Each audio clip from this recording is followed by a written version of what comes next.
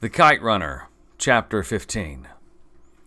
3 hours after my flight landed in Peshawar, I was sitting on shredded upholstery in the back seat of a smoke-filled taxicab. My driver, a chain-smoking, sweaty little man who introduced himself as Gollum, drove nonchalantly and recklessly, averting collisions by the thinnest of margins, all without so much as a pause in the incessant stream of words spewing from his mouth. Terrible what is happening in your country, yar. Afghani people and Pakistani people, they are like brothers, I tell you. Muslims have to help Muslims. So I tuned him out, switched to a polite nodding mode.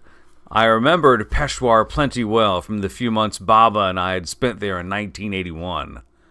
We were heading west now on Jamrud Road, past the cantonment and its lavished, high-walled homes. The bustle of the city blurring past me reminded me of a busy, more crowded version of the Kabul I knew, particularly of the Kokmogai, or Chicken Bazaar, where Hassan and I used to buy chutney-dipped potatoes and cherry water. The streets were clogged with bicycle riders, milling pedestrians and rickshaws popping blue smoke, all weaving through a maze of narrow lanes and alleys. Bearded vendors draped in thin blankets sold animal skin lampshades, carpets, embroidered shawls, and copper goods from rows of small, tightly jammed stalls. The city was bursting with sounds. The shouts of vendors rang in my ears, mingled with the blare of Hindi music, the sputtering of rickshaws, and the jingling bells of horse-drawn carts. Rich scents, both pleasant and not so pleasant, drifted to me through the passenger window, the spicy aroma of pakora and the nihari baba I had loved so much, blended with the sting of diesel fumes, the stench of rot, garbage, and feces. A little past the red brick buildings of Peshawar University, we entered an area my garrulous driver referred to as Afghan Town. I see sweet shops and carpet vendors, kebab stalls, kids with dirt-caked hands selling cigarettes, tiny restaurants, maps of Afghanistan painted on their windows, all interlaced with backstreet aid agencies. Many of your brothers in this area, yar. They are opening businesses, but most of them are very poor. He tisked his tongue inside. Anyway, we are getting close now. I thought about the last time I had seen Raheem Khan in 1981. He had come to say goodbye the night Baba and I fled Kabul. I remember Baba and him embracing in the foyer, crying softly. When Baba and I arrived in the U.S., he and Raheem Khan kept in touch. They would speak for 4 or 5 times a year, and sometimes Baba would pass me the receiver. The last time I had spoken to Raheem Khan had been shortly after Baba's death. The news had reached Kabul, and he had called. We had spoken for a few minutes and lost the connection. The driver pulled up to a narrow building in a busy corner where 2 winding streets intersected. I paid my driver, took my lone suitcase, and walked up to the intricately carved door. The building had wooden balconies and open shutters. From many of them, laundry was hanging to dry in the sun. I walked up the creaky stairs to the second floor, down a dim hallway to the last door on the right. Checked the address on the piece of stationery paper in my palm, knocked. Then, a thing made of skin and bones, pretending to be Raheem Khan, opened the door. A creative writing teacher at San Jose State used to say about cliches, avoid them like the plague. Then he'd laugh at his own joke. The class laughed along with him, but I always thought cliches got a bum rap, because often they're dead on. But the aptness of the cliched saying is overshadowed by the nature of the saying as a cliche. For example, the elephant in the room, saying. Nothing could more correctly describe the initial moments of my reunion with Raheem Khan. We sat on a wispy mattress set along the wall across the window, overlooking the noisy streets below. Sunlight slanted in and cast a triangular wedge of light onto the Afghan rug on the floor. 2 folding chairs rested against one wall, and a small copper samovar sat in the opposite corner. I poured us tea from it. "How did you find me?" I asked. "It's not difficult to find people in America. I bought a map of the U.S. and called up information for cities in Northern California," he said. "It's wonderfully strange to see you as a grown man." I smiled and dropped 3 sugar cubes in my tea. He liked his black and bitter, I remembered. "Baba didn't get the chance to tell you, but I married 15 years ago." The truth was, by then, the cancer in Baba's brain had made him forgetful, negligent. "You are married? To whom?" "Her name is Soraya Tahiri. I thought of her back home, worrying about me. I was glad she wasn't alone." "Tahiri? Whose daughter is she?" I told him. His eyes brightened. "Oh, yes, I remember now. Isn't she General Tahiri, married to Sharif Jan's sister? What was her name?" "Jamila Jan." "Ballet," he said, smiling. "I knew Sharif Jan in Kabul. Long time ago, before he moved to America. He's been working for the INS for years, handles a lot of Afghan cases." "Hi," he sighed. "Do you and Soraya Jan have children?" "Nay." "Oh." He slurped his tea and didn't ask any more. Raheem Khan had always been one of the most instinctive people I'd ever met. I told him a lot about Baba, his job, the flea market, and how at the end he died happy. I told him about my schooling, my books, 4 published novels to my credit now. He smiled at this, said he had never had any doubt.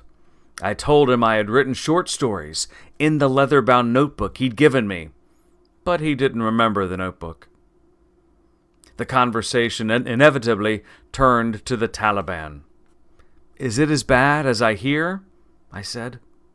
"Nay, it's worse, much worse," he said. "They don't let you be human." He pointed to a scar above his right eye, cutting a crooked path through his bushy eyebrow. "I was at a soccer game in Ghazi Stadium in 1998.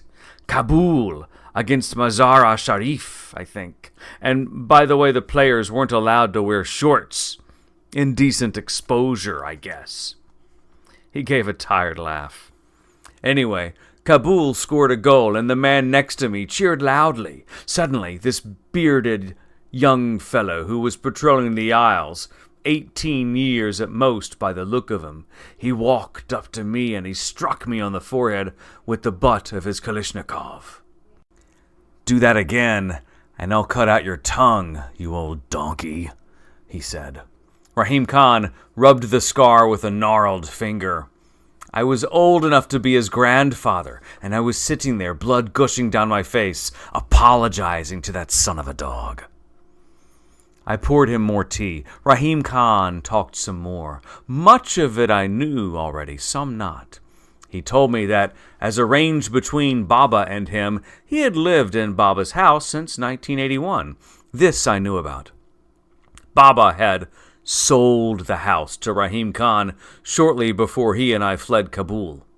The way Baba had seen it in those days, Afghanistan's troubles were only a temporary interruption of our way of life. The days of parties at the Wazir Akbar Khan house and picnics in Paghaman would surely return. So he'd given the house to Raheem Khan to keep watch over until that day. Raheem Khan told me how, when the Northern Alliance took over Kabul between 1992 and 1996, different fractions claimed different parts of Kabul. If you went from the Shari now section to the Katara Patron to buy a carpet, you risked getting shot by a sniper or blown up by a rocket. If you got past all the checkpoints, that was. You practically needed a visa to go from one neighborhood to the next. So people just stayed put, prayed the next rocket wouldn't hit their home. He told me how people knocked holes in the walls of their homes so they could bypass the dangerous streets and would move down the block from hole to hole.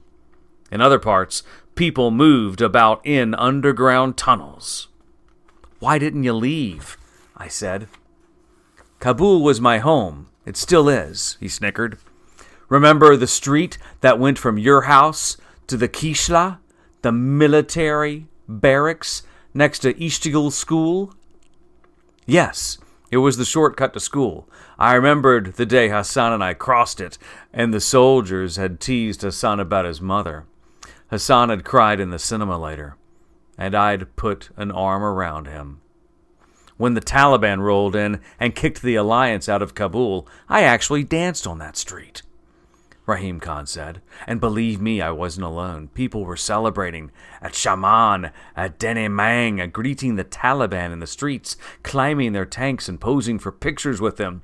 People were so tired of the constant fighting, tired of the rockets, the gunfire, and the explosions, tired of watching Gulbuddin and his cohorts firing on anything that moved. The alliance did more damage to Kabul than the Peshawar. They destroyed your father's orphanage. Did you know that? Why? I said. Why would they destroy an orphanage? I remember sitting behind Baba the day they opened the orphanage. The wind had knocked out his Karakul hat, and everyone had laughed. Then stood and clapped when he delivered his speech, and now it was just another pile of rubble. All the money Baba had spent, all those nights he'd sweated over the blueprints, all the visits to the construction site to make sure every brick, every beam, and every block was laid just right.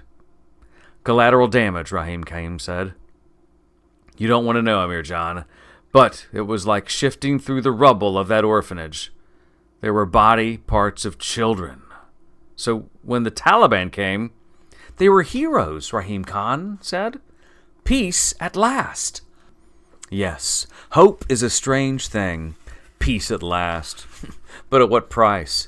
A violent coughing fit gripped Raheem Khan and rocked his gaunt body back and forth.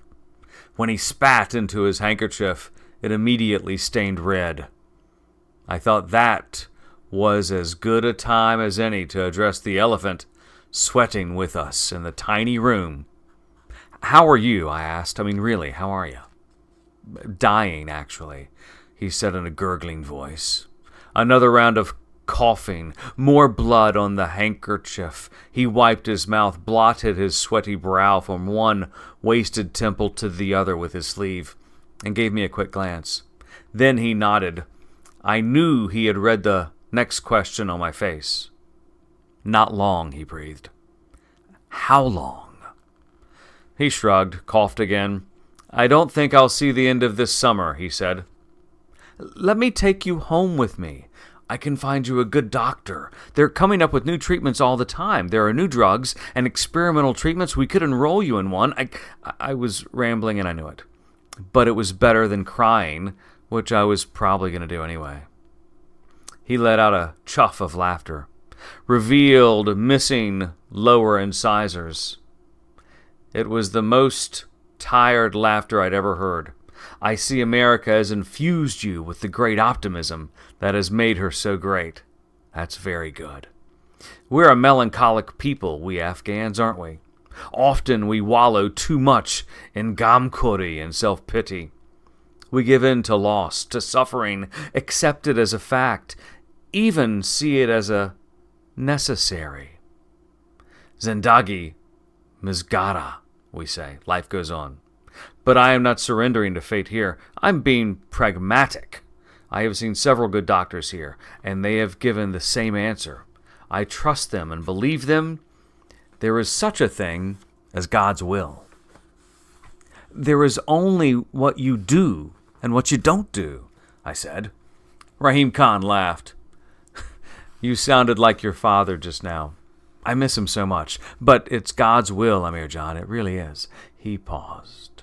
Besides, there's another reason I asked you to come here. I wanted to see you before I go, yes. But something else, too. Anything. You know, all those years I lived in your father's house after you left. Yes. I wasn't alone for all of them. Hassan lived there with me. Hassan, I said. When was the last time I had spoken his name? Those thorny old barbs of guilt bore into me once more, as if speaking his name had broken a spell, set them free to torment me anew. Suddenly the air in Raheem Khan's little flat was too thick, too hot, too rich with the smell of the street.